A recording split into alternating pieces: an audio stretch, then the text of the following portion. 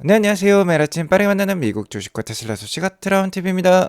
오늘 나스닥이 2만 선을 다시 한번 돌파를 했습니다. 그 이면에는 어제 트럼프 정부의 큰 발표가 있었죠. 미국이 미국 정부 주도로 AI 연합체 스타게이트를 발족을 시켰어요. 근데 이 연합체에 테슬라는 빠져 있었거든요. 이러면서 테슬라는 2% 하락을 했지만 나스닥은 2만 선을 넘어가는 기염을 토했습니다. 오늘 테슬라가 하락을 했지만 테슬라의 미래를 밝게 보는 사람들도 많이 있어요. 이 점 오늘 알려드리도록 하겠고요. 오늘 방송은 꼭 보실 필요가 있겠습니다. 끝까지 보실 필요가 있는 게 주식 투자뿐만 아니라 우리 애청자님들의 인생에 있어서도 큰 도움이 될 만한 일론 머스크의 비법을 알려드리도록 할게요. 오늘도 인사이트 가득한 소식들이 많으니까 시청하시기 앞서 구독과 좋아요 알람 설정 꼭 눌러주세요. 미국장 현황부터 간략히 살펴보도록 하겠습니다. 나스닥이 1.28% 상승을 보이면서 2만 선을 다시 한번 돌파를 했습니다. 자, 오늘 상승을 주도한 주식들로는 마이크로소프트, 오라클, 팔란티어, 엔비디아 같은 주식들을 꼽을 수 있겠는데요. 모두 AI와 관련된 주식들이라고 볼 수 있겠습니다. 트럼프가 취임하자마자 굉장히 시장 친화적인 모습을 보여주고 있어요. 그간의 주도주라고 할 수 있는 AI 빅테크 기업들의 주가를 펌프질을 하고 있습니다. 트럼프는 전날 AI 규제 완화와 함께 스타게이트로 명명된 최소 5천억 달러 규모의 초대형 AI 프로젝트를 출범을 시켰어요.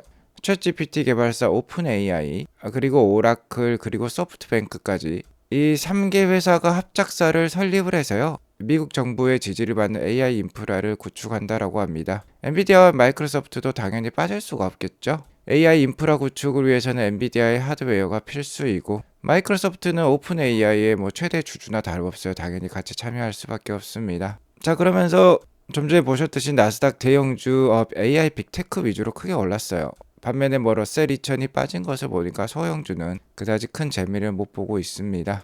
현재 미국장은 정치적 흐름에 의해서 결정이 되고 있어요. 물론 관련 기업들의 실적도 잘 나오고 있지만 AI 기대감에 지금 나스닥 위주로 주가가 오르고 있다라고 볼 수 있겠습니다. 다만 지난 방송에서도 말씀드렸듯이 대통령 임기 초반 한 3, 4개월은 주가가 좋지 않았던 경우가 꽤 있었습니다. 일단은 조심조심 하면서 투자할 필요가 있겠지만 트럼프가 AI라든지 암호화폐라든지 이런 쪽에 집중적인 투자를 할 것 같아요. 그래서 관련 산업들은 트럼프 임기 4년 동안 꽤 괜찮은 주가 상승이 있을 것 같습니다. 짧게 봤을 때는 위험성이 있지만 길게 봤을 때는 역시나 AI다라고 볼 수 있겠어요. 참고로 올해 첫 금리 인하 예상 시기는 6월달로 계속해서 나오고 있습니다. 약 65%의 확률로 6월달 금리 인하가 예상이 되고 있고요. 올해 많으면 두 차례 한 차례 정도 금리 인하가 예상이 되고 있으니까 투자에 참고하시기 바라겠고요. 나스닥은 오늘 좋았지만 테슬라는 그러지 못했어요. 2.1% 빠진 415불로 마감을 했습니다. 자, 오늘 장이 좀 좋을 법도 했어요. 테슬라 관련된 좋은 소식들이 많이 나왔기 때문입니다. 첫 번째로 꼽을 수 있는 게 중국 내 SNS에서 계속해서 소문이 돌고 있는 사항이 있는데 올해 말까지, 그러니까 2025년 연내에 이 옵티머스가 주당 600대 정도 생산할 수 있다라는 소문이 나돌고 있어요. 자, 여기 보시면 Its suppliers with production guidance for Optimus to produce 600 unit per week라는 말이 있죠. 2025년 말까지 600대 정도를 주당 600대입니다. 주당 600대 정도를 테슬라가 생산할 예정에 있기 때문에 이 부품 회사들에게 가이던스 지침을 내렸다라고 해요. 주당 600대면 연말까지 연간 생산 능력이 3만 대에 이를 것으로 예상이 되는 사항입니다. 이렇게 되면 2026년에는 더욱 큰 확장을 기대를 할 수 있겠는데요. 올해 말이 되면 이제 이 옵티머스가 쏟아질 수 있다라는 뜻이 되겠습니다. 테슬라 측에 따르면 옵티머스의 진행 상황에 대해서 곧 공개할 예정에 있어요. 이번 실적 발표 때 다음 주 일주일밖에 안 남았습니다. 아마 관련된 사항이 공개가 될 수도 있겠는데 정말 이게 사실이라면 주가가 크게 오를 수도 있겠죠. 자, 그리고 좋은 소식은 이 옵티머스의 양산이 올해 2분기부터 공식적으로 시작이 된다라고 해요. 정말 연말이 되면 1000대에서 2000대 정도는 테슬라 공장에서, 특히 기가 텍사스에서 일하고 있는 옵티머스 모습을 우리가 목격할 수 있을 것 같습니다. 일단 옵티머스의 제약 요인은 높은 비용이라고 해요. 아무래도 아직 규모의 경제를 달성하지 못했기 때문에 초기 비용은 꽤 많이 들 것입니다. 절감 방안을 모색해서 올해부터 로봇 양산을 시작을 해본다라고 합니다. 자, 여기에 더불어서 테슬라 주가와 테슬라 미래에 있어서 가장 잘 맞추고 있는 애널리스트죠. 아크 인베스트먼트와 뭐 쌍두마차라고 볼 수 있겠는데, 웨드부시의 댄 아이브스가 테슬라의 목표가를 다시 한번 올렸습니다. 기존 515불에서 550불로 상향 조정을 했어요. 올해 불 케이스는 650불까지도 보고 있습니다. 아크 인베스트먼트에서는 거의 1000불까지도 올해 보고 있죠. 일단 댄 아이브스가 분석을 하길 올해 테슬라의 수요 및 실적 전망에 대해서 확신을 가지고 있다라고 해요. 뭐 모델 Q라든지 에너지라든지 이런 쪽에서 실적 성장이 클 것 같은데 그 부분에 대한 확신이 증가를 한 것 같습니다. 두 번째로는 정부 관계자들과 좀 논의를 했다라고 해요. 그런데 향후 4년 트럼프 임기 동안 테슬라의 자율주행 및 AI 비전이 완전한 게임 체인저가 될 것이라는 확신이 커졌다라고 합니다. 앞서 말씀드렸던 이 옵티머스라든지 이 사이버캡 로보택시가 트럼프 임기 4년 동안 굉장히 발전할 수 있다라는 뜻이 되겠죠. 테슬라의 AI 스토리는 여전히 진행 중에 있다.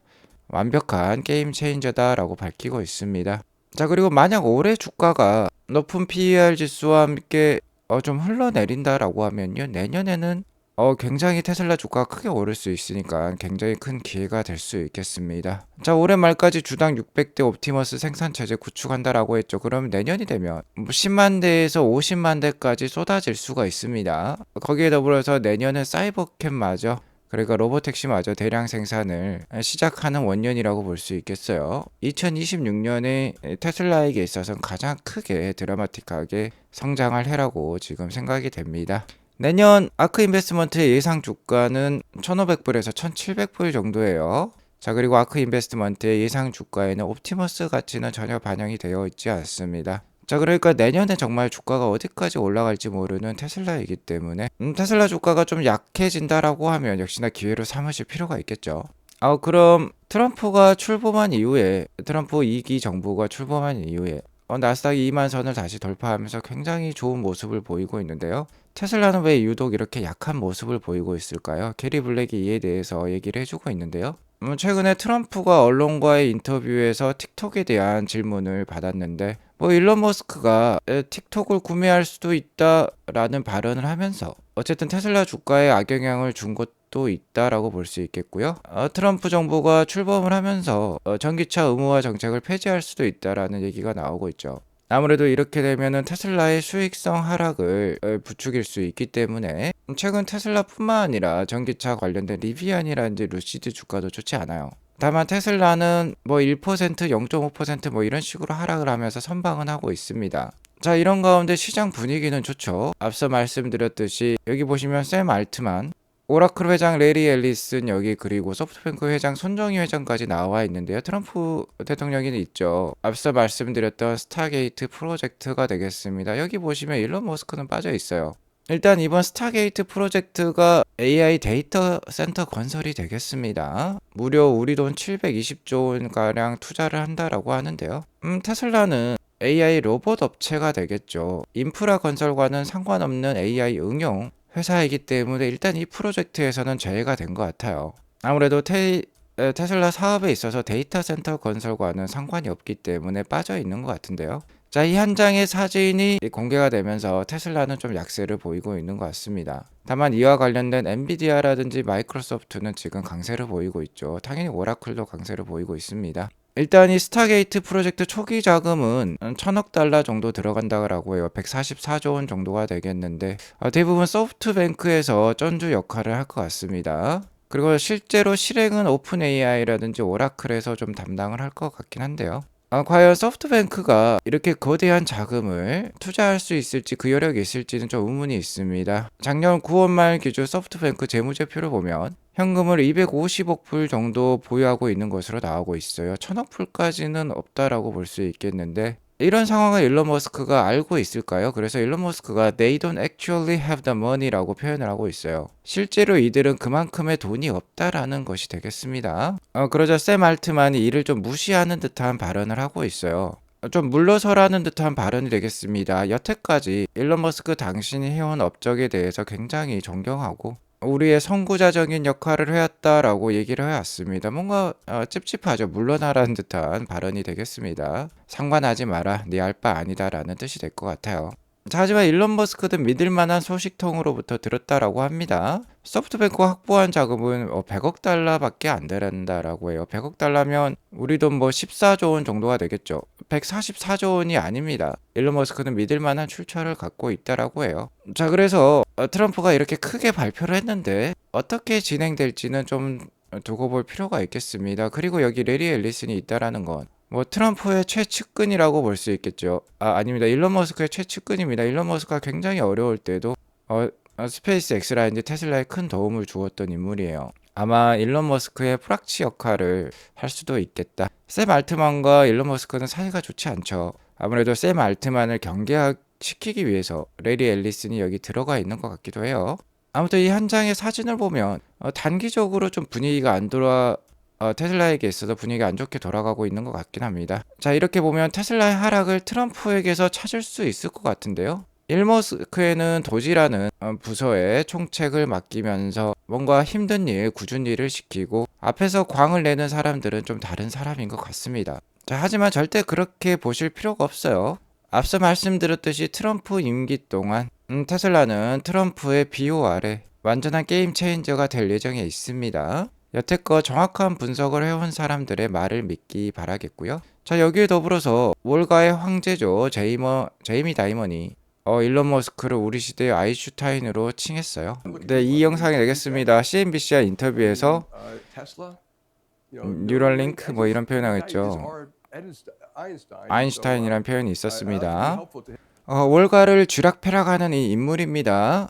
JP 모건 CEO 제이미 다이먼이 이 시대의 아인슈타인으로 칭한 사람이 바로 일론 머스크였어요. 일론 머스크를 믿고 테슬라 투자를 잘 이어가시기 바라겠고요.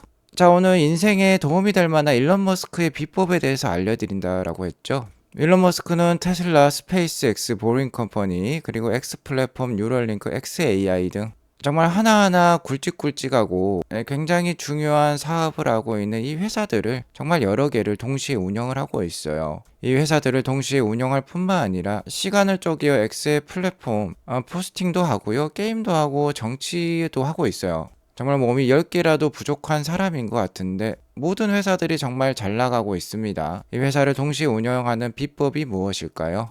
그의 답변은 단 4마디였습니다. 이 4마디가 그의 엄청난 생산성을 모두 설명해 주는데요. 병목 규칙이라고 볼 수 있겠습니다. The Bottleneck Rule이라고 볼 수 있겠어요. 대부분의 CEO들은 이렇게 시간을 쓰고 있습니다. 끝없이 회의를 하면서 보고서를 검토를 하고요. 회사의 정치적 문제 그리고 회사 밖 정치적 문제에 관심을 가지고 있습니다. 최고의 관행을 따르는 방향을 쓰고 있다라고 볼 수 있겠는데 하지만 일론은 반대로 행동을 하고 있어요. 바로 병목 규칙에 입각을 해서 회사를 운영을 하고 있는데요. 결론적으로 말씀드리자고 하면 이 병목 규칙을 사용을 해서 일론은 연간 52개의 주요 문제를 해결한다라고 합니다. 대단하죠. 다른 CEO들이 뭐 여기 잡일까지라고 표현을 했는데 뭐 서류 결제, 프레젠테이션 검토, 회의 계획, 일반적인 프로세스 그러니까 보고서를 검토하고 보고서를 읽고 이해하는데 대부분의 시간을 활용을 한다라고 하면요. 자, 일론 머스크는 엔지니어들과 함께 앉아서 실제 문제를 해결하는 사람이에요. 자, 그러니까 사내에 병목이 있는 부분만 콕 집어서 한 주에 하나씩 문제를 해결하는 CEO가 바로 일론 머스크라고 볼 수 있겠습니다. 테슬라를 예로 들자면 제조 상황에서 병목 현상이 있다. 그럼 공장을 직접 가서 공장 바닥에서 잠을 자면서요 문제를 해결해요. 소프트웨어적인 문제가 있다라고 하면은 엔지니어들을 직접 만나서 밤새 같이 코딩을 하면서 문제를 해결합니다. 공급망에 문제가 있다라고 하면은 직접 공급업체를 만나서 개인 비행기까지 띄우면서 문제를 해결하고 있어요. 관료주의 없죠.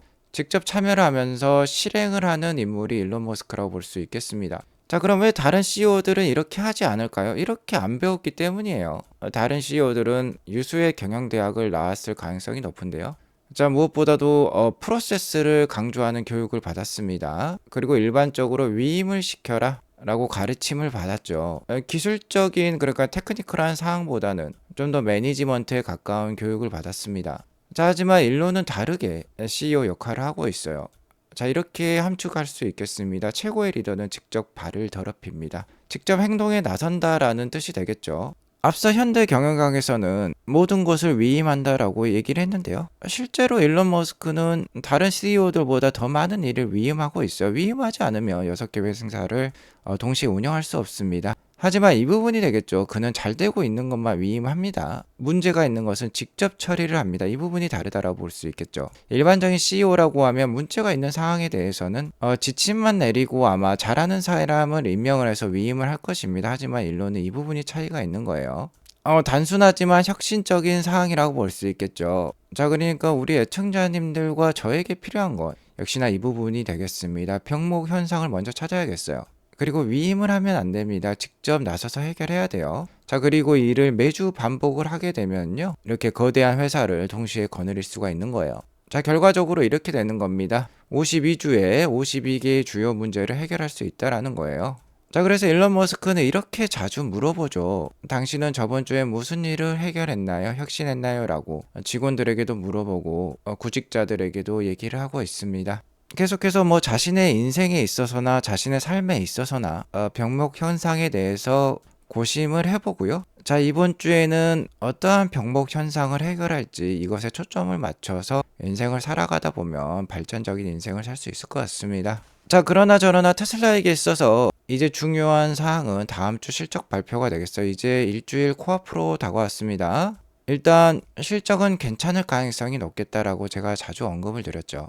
지난 2024년 3분기 EPS가 non-GAAP EPS 기준으로 0.72불이었어요. 근데 이번 4분기 인도량은 전분기 대비 7% 증가를 했고 ESS 메가팩 실적도 3분기보다 4분기에 59%나 실적이 증가를 했습니다. 이러면서 아무래도 EPS적으로는 약 한 14% 상승할 가능성이 높겠다. 저번 분기가 0.72불이었으니까 이번 4분기는 0.82불 정도가 예상이 돼요. 지금 야후 파이낸스 기준으로 기관들의 EPS 컨센서스가 0.76불입니다. 그러니까 0.76불을 상회하는 0.82불이 나올 것 같습니다. 자, 실적은 괜찮을 가능성이 높아요. 하지만 역시나 일론 머스크가 어떠한 얘기를 할지 그 가이던스가 중요하다라고 볼 수 있겠고, 최근 시장과 다르게 테슬라의 분위기는 좋지 않습니다. 트럼프 정부에서 또 EV와 관련된 안 좋은 정책을 발표한다라고 하면 테슬라 주가가 또 흔들릴 수 있어요. 자, 흔들릴 때는 기회로 삼으시기 바라겠습니다. 데 나이브스가 얘기를 했죠. 어쨌든 4년 동안 트럼프 정부는 테슬라의 강력한 뒷배라고 볼 수 있어요. 테슬라는 크게 성장할 것이니까 자, 이를 믿고 테슬라 주가가 하락한다라고 하면 잘 모아가는 좋은 기회로 삼으시기 바라겠습니다. 오늘 이것으로 방송을 마치겠고요. 오늘 방송이 도움이 되었으면 구독과 좋아요 알람 설정 꼭 눌러주세요. 행복한 하루 되시기 바라겠습니다. 감사합니다.